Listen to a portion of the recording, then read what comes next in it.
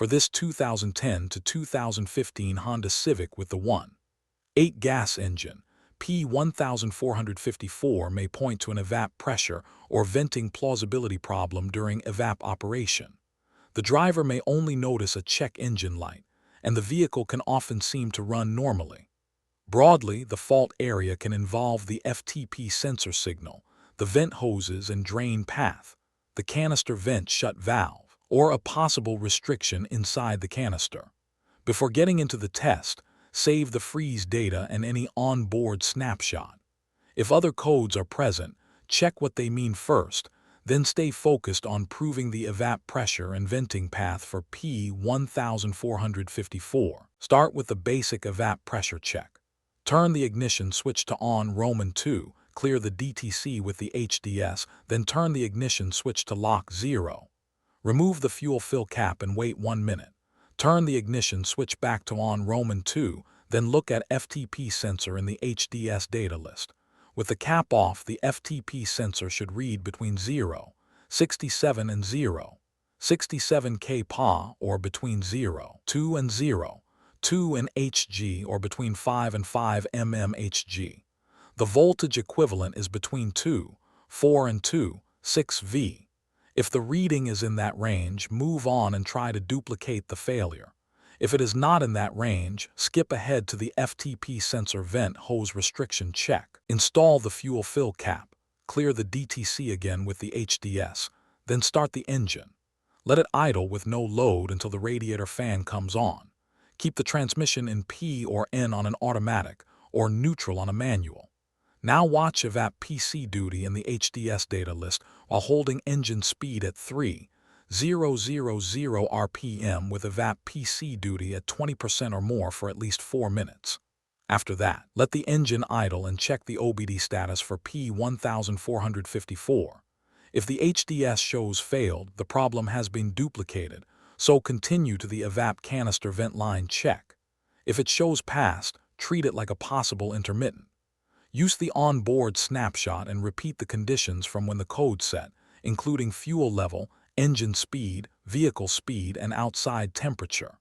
If nothing shows up, check for poor connections or loose terminals between the FTP sensor and the ECM/PCM, and check for blockage in the FTP sensor vent port, FTP sensor vent hose, evap canister vent hose, and drain joint.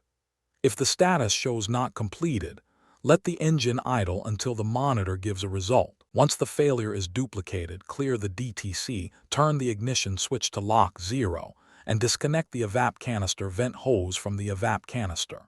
Turn the ignition switch to on Roman 2, then check FTP sensor again in the HDS data list. If the reading comes back into the same normal range between 0.67 and 0.67 kPa between 0.2 and 0.2 in Hg, between 5 and 5 mmHg, or between 2.4 and 2.6 V, look for a blockage in the evap canister vent hose or the drain tube joint, then verify the repair. If the reading is still outside that range, move to the canister vent shut valve operation check. Turn the ignition switch to lock 0, remove the evap canister vent shut valve from the canister, and connect the 2P connector to the valve. Turn the ignition switch to on Roman 2, command evap CVS on with the HDS, and check the valve operation. You are looking for a valve that is free of corrosion and operates properly.